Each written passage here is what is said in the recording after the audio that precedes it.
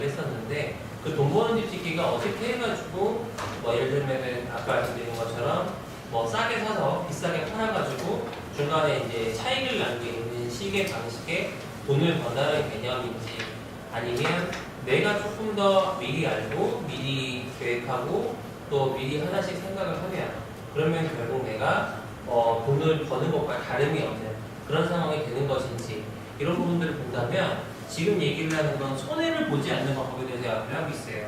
왜냐면 내 손실, 내가 생각하지 못했던 이제 시행착오, 내가 오팔에서 벌어지는 손실 이런 부분들에 대해서 미리 내가 대응할 수 있다면 선제적으로 대응을 할 수 있다면 아마 줄일 수 있지 않겠느냐. 비용을 좀 줄여서 우리가 일을 할 수 있지 않겠느냐 이런 것들 참고해 보시면 될 것 같아요. 그래서 결국은 어떤 책을 읽든지 간에 목차가 제일 중요하지 않습니까? 이 목차가 중요한 부분에 대해서는 여러분들이 좀 생각을 해야 되는 게 이 목차를 왜 이제 저자가 이렇게 구성을 했는지를 생각해 보시면 조금 더 이해가 빨라지실 것 같습니다. 건축주랑 집주인을 놓고 따졌었을 때 결국 건축주랑 건물주에 대한 이야기를 하고 싶은 거예요. 이 건축주 과정을 졸업해야 건물주가 될 수 있다는 얘기는 우리가 아까 얘기했던 개발자의 카테고리로 들어가서 이 개발자의 과정을 거치고 나면 결국은 자산가가 된다는 느낌입니다. 그러면 내가 이 개발하는 과정에서의 성적이 어땠는지에 따라서 자산가가 됐을 때 당연히 그 성과가 미친다는 부분이에요. 건축사업주와 자산관리사업주라는 개념을 놓고 봤을 때는 이 건축사업주 과정을 졸업해야 집주인이 될 수 있다는 앞에 말씀드렸던 말과 좀 일맥하게 형성하는 부분이고요. 이 성적이 좀 좋지 않으면, 성적이 속칭 개판이면 이후에 이제 그 성적도 좋을 수가 없다라는 이야기예요.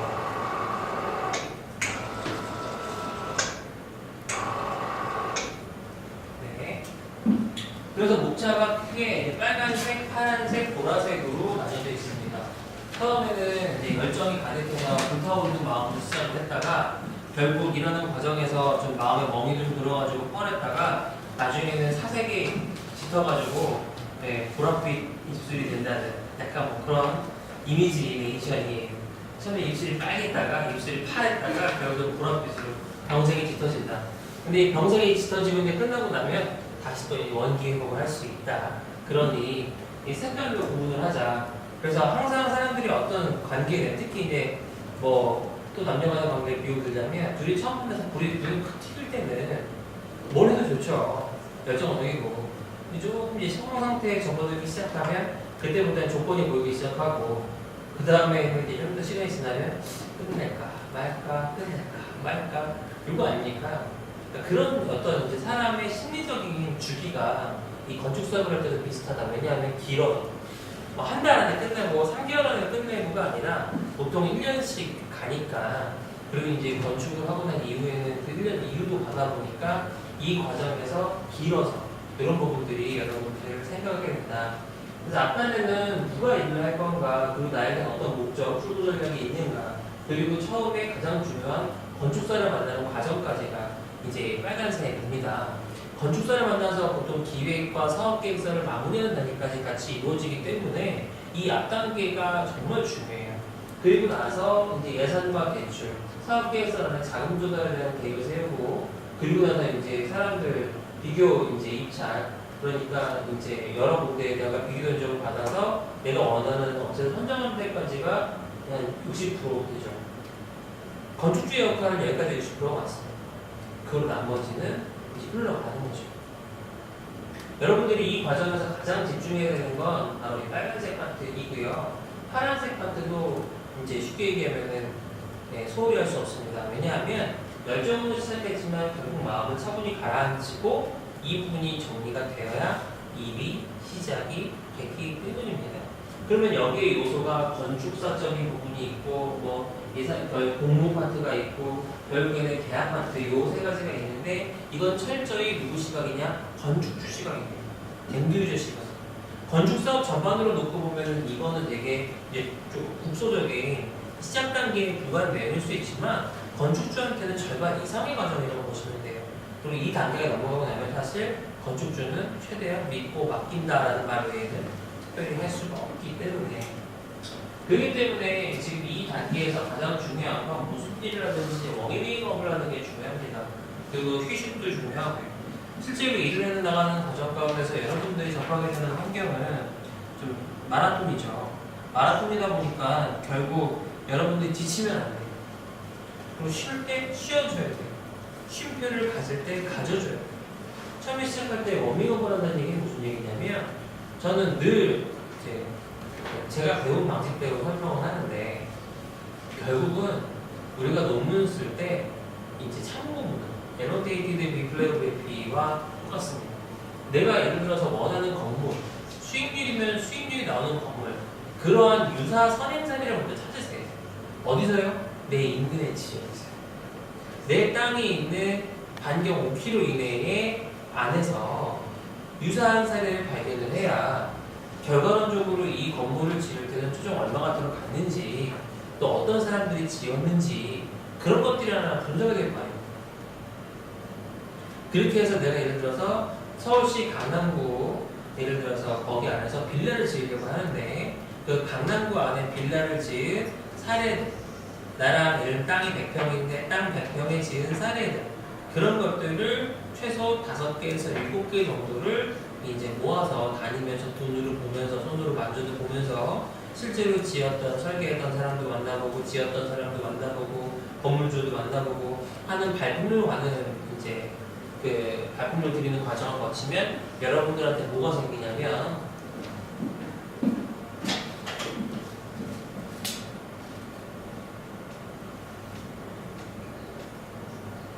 식견이라는 게 생깁니다. 얘도 교회예요. 모든 사업을 바라보는 관점의 차이입니다. 여러분들이 사람의 좋고 나쁨 혹은 1등, 2등을 분별하는 건 여러분들의 눈이 되게 중요한 역할을 합니다. 그래서 이 눈으로 볼 수 있는, 분별할 수 있는 능력을 가지려면 비교를 해봐야 되는 거예요. 여자도 여러 명 만나봐야 이 여자가 정말 참한 여자고 소중한 여자인지 느낄 수 있는 것처럼 남자도 마찬가지인 것처럼 그런 부분에 있어서 경험이 필요한 거죠. 그냥 첫사랑에 불타올라서 처음에 불이 확 올라서 결혼을 했다라고 하면 그럼 이제 궁금하겠죠. 딴 사람은 어떤가. 그래서 사실 사람과의 관계를 맺는 과정에서는 적당히 내가 트레이닝이라는 걸 항상 거치는 게 맞다라고 표현을 하는 거죠. 트레이닝이라는 단어가요 되게 중요한 단어입니다. 우리가 흔히 이제 미디어에 나서지 않던 사람이 미디어에 나가게 되면 미디어 트레이닝이라는 걸 받죠. 그러면 이제 발음 교정도 받고요. 뭐 표정이라든지 기타 전반적인 것들을 미디어에 맞게끔 커스터마이징, 즉 최적화라는 거라는 과정을 마치지 않습니까? 그걸 우리가 트레이닝이라는 표현을 합니다. 그러면 여러분들이 이 시장에 들어와서 선수를 뛰려면 당연히 트레이닝이 필요하죠. 지금 여기가 5명이 앉아있는데 이 5명의 능력치는 다 다릅니다. 그런데 사실 다 똑같아요. 왜요? 부동산 개발 시장에 내가 투자자로서 시작한다라고 하면 그건 아마 다 도찐 개찐일 겁니다. 전문 투자자는 없기 때문입니다. 그러면 내가 어느 부분에 대해서 조금 더 지식이 있고 어느 부분에 대해서는 내가 좀 더 능력이 있다 라고 가정을 해도 이건 다 물어보고 일단은 식견을 갖는 게 중요합니다. 그래서 내가 좋아하는 것과 싫어하는 것, 취향을 만드는 것도 중요하고요. 더 나아가서 돈이 되는 것과 안 되는 것, 그리고 성공했던 것과 실패했던 것을 공부를 하셔야 돼요. 그러려면 어떻게 해야 돼요? 다녀야죠. 강남에서 집 건물 짓겠다고 하면 강남 거리를 알아야죠. 나 집이 분당이야. 근데 강남은 상담해. 그죠. 다음 멤버는 어떻게 모르니까. 최소한 내가 어떤 지역을 상담을 한다, 어떤 지역을 이야기를 한다 하면 운동화 신고요. 시간이 있을 때 걸어봐야 됩니다. 진짜 내가 집 구하는 사람처럼 임대하고자 하는 사람처럼 임차하고자 하는 사람처럼 부동산도 들어가 보고 뭔가 나하고 이 시장에 공개하고 좀 친해지는 시간이 필요해요. 그게 부동산이에요. 근데 내가 예를 들어서 저기 연남동에 연트럴파크가 뜨니까 그쪽 알아보고 싶어요. 근데 연트럴파크에 대한 공기도 모르고 흐름도 모르고 주변의 환경에 이런 것도 내가 느끼지 못한 상태에서 그냥 부동산 아저씨 말만 믿고 내가 인터넷 두드려본 것만 받고 어떻게 판단을 하겠습니까? 그럼 결국 시간 낭비가 되는 게 큽니다. 두 번째, 그럼 자기 자신을 알아야겠죠. 아까 일하는데 필요한 게 되게 다양한 분야가 있다고 말씀을 드렸어요. 그러면 각 파트에 뭐가 필요해요? 멘토링 팀이 있어야 된다. 즉 설계와 견적과 시공 품질 이 세 가지를 나에게 서포트할 수 있는 조직을 구축하는 게 맞다. 그럼 회사라고 하면 회사 내에서도 마찬가지입니다. 어떤 프로젝트가 하나 딱 떨어지면 자 법규적인 검토를 하는 사람이 있고 수익적인 부분을 검토하는 사람이 있고 이거를 예를 들어서 지었을 때 견적적인 부분을 검토하는 사람이 있고 그리고 예를 들면 설계가 있다고 가정을 했을 때 이게 시공하기에 적정한지를 검토하는 사람이 다 있는 거죠. 그러면 일할 때 쉽게 하려면 어떻게 해야 돼요? 한 번에 뿌려야죠. 그리고 그 데이터를 담을 수 있는 그릇을 해야 되는데 지금 저희 회사에서는 처음에는 인터넷을 시작했다가 저희 이제 상무님의 추천으로 밴드를 하고 있죠. 근데 프로젝트별로 밴드가 생성이 되면 그 밴드 안에서 많은 교류들이 이루어지죠. 결국 그 교류가 이루어지는 과정이 트레이닝이에요. 그래서 거기에 말씀드린 가치관, 직견 이런 것들이 결국은 뭐에 의해서 형성이 되냐면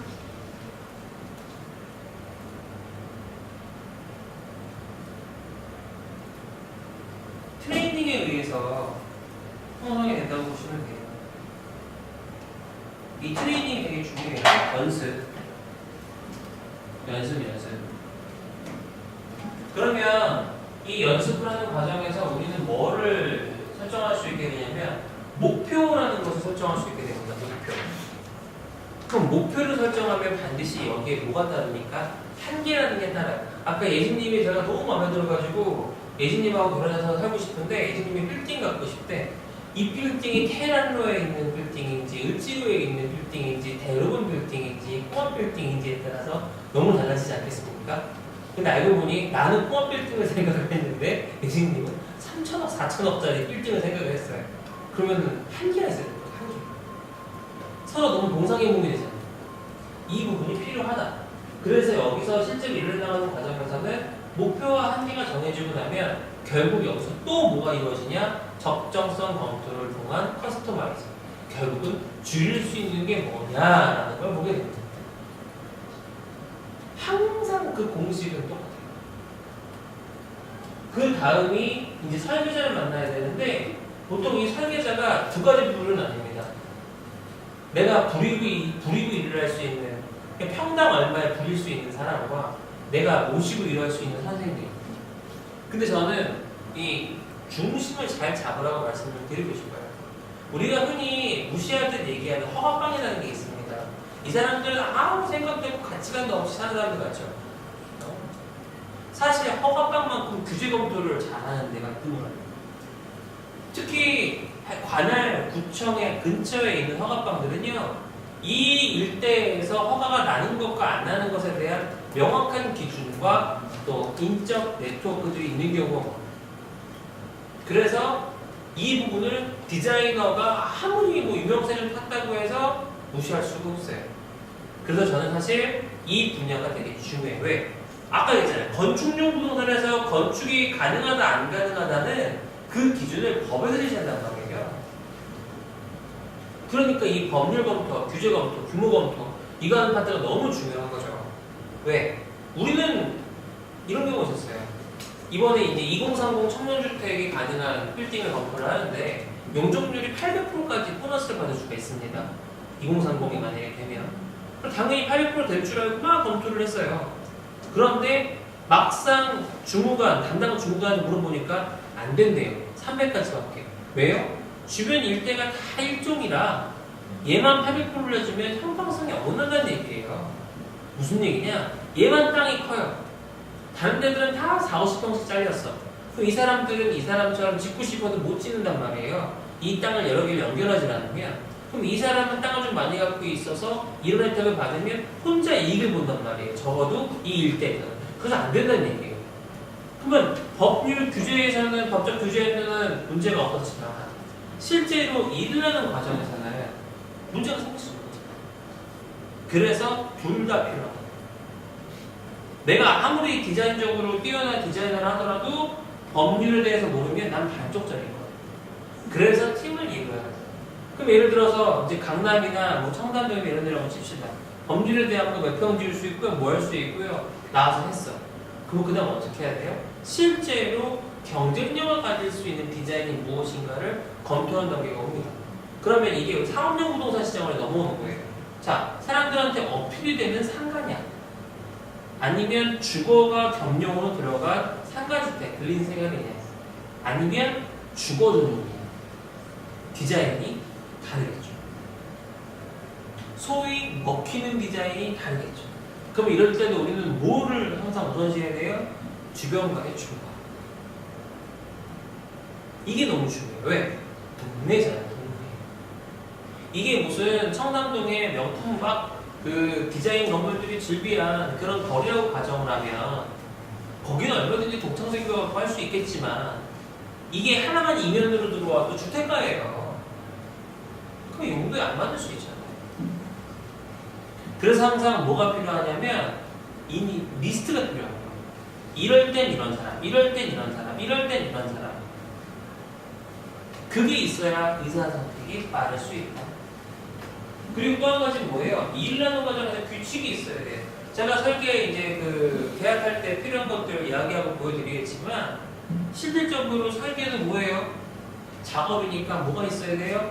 공정표가 있어요. 이 공정표라고 하는 건 예를 들어서 이런 거예요. 야, 우리 3개월 동안 진도 나가보자. 그러면 1개월 때까지는 어떻게 진도를 나가고 만나보니까 마음에 안 들면 헤어질 수 있는 기회도 만들어야 되고 2개월 때까지는 어떤 진도를 나가고 3개월은 어떤 성과를 내야 돼. 자, 그럼 이 100일 가까이 되는 시간 동안에 우리가 시간을 어떻게 관리할 것인지 뭘 해야 돼요? 합의를 해야죠. 나는 남자친구 만나서 그냥 사귀어만 보고 싶었는데 남자의 생각은 일주일 만에 모든 걸 끝내고 싶었다면 불협화음이 생길 수밖에 없지 않겠습니까? 똑같다 이 말이에요. 그런데 이 과정은 과업을 달성해 나가는 과정이고 특히 설계 같은 경우는 단계가 있죠. 계획 설계, 즉 기획의 단계가 있고요.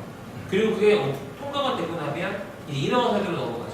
근데 인허가 설계라고 하는 거는 이제 내가 이렇게 집을 짓겠다, 법적 허가를 받겠다를 목표로 들어가는 거예요. 그럼 아까 말씀드렸잖아요. 다양한 설계 사무실에 이제 하도급 업체들이 받아서 그걸 보급받는 시점이라고. 그러면 내가 디자인을 건드릴 수 있는 시기는 언제다? 계획 설계, 기획 단계. 인허가 설계로 넘어가는데 건드리면 변경 비용이 나올 수 있고 시간의 손실도 있을 수 있는 거예요. 그럼 뭘 약속해야 돼요? 우리 확정한 디자인은 건들지 맙시다가 계약 설계 끝나고 도장 꽝 찍힐 수 있어야 된다 이 말입니다. 그럼 이거를 어떻게 해야 돼요? 서류로 발기를 해야겠죠. 그리고 나서 우리가 이제 인허가 설계가 끝나고 나면 흔히 뭘 만듭니까? 공사용 도면을 만듭니다. 그럼 이 과정 가운데 돈을 한 번에 주는 게 좋겠어요? 나눠주는 게 좋겠어요? 당연히 구간별로 나눠주는 게 좋겠죠. 그래서 설계 시장에도 기성이라는 게 있는 겁니다. 그럼 여기에서 또 하나의 기준점이 또 합의가 필요합니다. 어떤 기준점에 대한 합의가 필요하냐? 건축용 인허가 면적으로 평수를 계산해서 평당 몇만 원에 평당 15만 원, 10만 원에 설계를 할 때 할 거냐? 아니면 전체적인 공사 면적을 기준으로 할 거냐? 요즘의 추세는 공사용 도면으로 온다고 하나 대다수는 아직까지 건축용 인허가 면적 곱하기 평당 단가로 보는 경우가 있고 소규모 건축 같은 경우는 평당 단가가 아니라 건당으로 가는 경우가 많습니다. 그러면 그 건당의 기준과 근거는 뭐냐 이 말이에요. 그거를 그 사람한테 물어보면 안 돼요. 내가 제시를 해야 한다. 왜? 내가 발주자입니다. 그러면 내가 예를 들어서 최근에 5개 있는 빌딩 조사해봤더니 여기는 3,000, 여기는 2,500, 여기는 5,000, 여기는 4,000 이렇게 받았다고 칩시다. 그러면 보통 어떻게 해요? 아주 쉽죠? 최고와 최저점을 버리고 중간에서 평균 내면 이 정도가 기준가가 되는 거예요. 그런데 여기 꼭 필요한 거. 보통 건축사들은 사용 승인 전에 실시 단계까지의 도면만 주면 내 역할은 끝났다. 이게 맞다. 나머지는 감리 역할이다라고 얘기하는 경우가 있어요. 그런데 거꾸로 이 사람이 설계한 거 처음 짓는데 준공할 때 문제 생기면 누가 책임져요? 당연히 그래서 잔금을 남겨놔야 한다. 이런 논리들이 있는 거예요. 그럼 결국 이거는 뭐예요? 이 출구 전략과 맞닿아 있는 거예요. 내가 맨 끝에까지 길이 가야 되고 이 사람 나한테 지도를 만들어주는 입장인데 이 지도를 갖고 가다가 막다른 길이 나오면 이 사람을 불러서 어딜 가야 돼요가 아니라 불러서 같이 뚫고 나가야 될 거 아닙니까? 그러니까 준공 때까지 같이 갈 수 있도록 플로우를 짜는 거예요. 이거와 감리는 별도예요. 감리는 디자인 감리와 법정 감리를 나뉘는데 이 감리는 말 그대로 디자인 감리는 도면대로 시공을 하는지를 보는 거고 법정 감리는 법을 어기지 않는지를 보는 거예요. 그러면 이때 사각지대가 오니까 공사 관리가 있습니다. 이게 바로 CM의 역할인 거예요. 실제로 일을 해나가는 과정에서 어찌됐건 만족도라는 것을 느낀다고 하는 거는 결국 내가 만들어간다고 보시면 되는 거예요. 그래서 이 두 가지 분야를 잘 검토를 하고 만들어 나가면 되는 거다 이 말입니다. 여기까지 있습니다. 자, 넘어갈게요. 그러면 이제 집을 지어요. 그러면 뭐예요? 언젠가 한 번은 팔아야 될 집이에요. 영원한 나의 집은 있다 없다? 없습니다. 그러면 이걸 지자마자 팔 거냐, 지은 다음에 10년 있다 팔 거냐, 20년 있다 팔 거냐에 따라서 당연히 기획이 바뀐다. 내가 단기 차익을 노리고 빨리 들어가는 거라고 하면 마감재나 이런 것들을 내구성을 오래오래 갈 수 있는 걸 쓸 필요가 없는 거 아닙니까? 또 한 가지, 짓자마자 임대 줄 거예요. 그럼 임대하면 1, 2년이면 집 버려요, 안 버려요? 버려요. 근데 내 집처럼 그렇게 꾸밉니까? 아니, 그렇죠. 그래서 선 매각 구도로 일을 하느냐, 후 매각 구도로 일을 하느냐에 따라서 아예 접근 방식이 달라지는 거예요. 이해되십니까? 그래서 항상 이걸 물어봐야 돼요. 이거를 지으면 자, 입주를 해서 어느 정도 있다가 파실 겁니까? 아니면 입주를 하지 않고 파실 겁니까? 아니면 자녀에게 물려줄 겁니까? 그런 거에 따라서 외장 마감재도 달라질 것이죠. 왜? 내구성이 오래된 거를 쓰는 게 나은 거니까. 늘 조삼모사입니다. 앞단에 건축할 때 비용이 적게 들면 시설물의 유지, 보수, 관리 비용이 많이 들고 앞단에 비용이 많이 들어가게 되면 시설물의 유지, 보수, 관리 비용이 적게 들어가는 이 풍선 효과로 예산을 총 생애 주기를 바탕으로 본다면 분배할 수 있다. 그렇게 보시면 되고요. 또 한 가지는 좋은 인재는 덥석오지 않는다.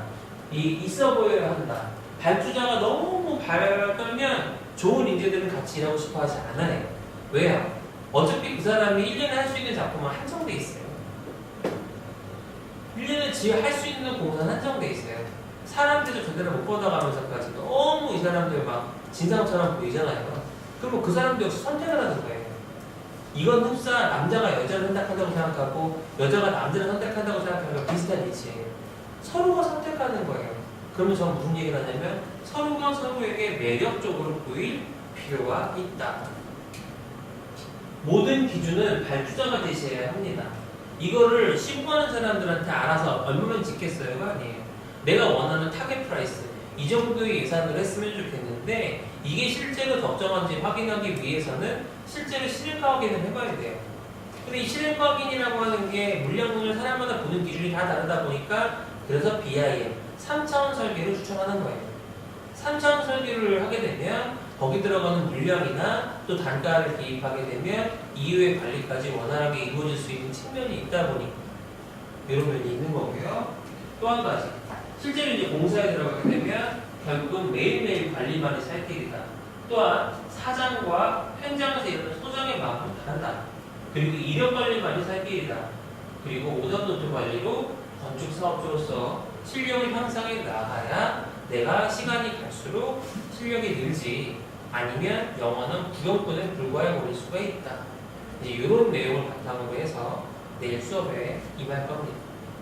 책에 다 내용이 나와 있으니까 한번 더 읽어보시고 여러분들이 이런 게 제일 무서워요. 선모당에서 하는 자문하고 아우 나 이 정도는 알아 대충 이런 건 알아 라고 하면 그 부분을 갖고 이제 백지 열어놓고 써보세요. 못 써요. 그러면 저는 이거를 외우라는 얘기가 아니라 이해하고 내 걸로 만들기 위해서 결국 내가 인식의 변화가 돼야 된다 이 말이에요. 그려져야 해요.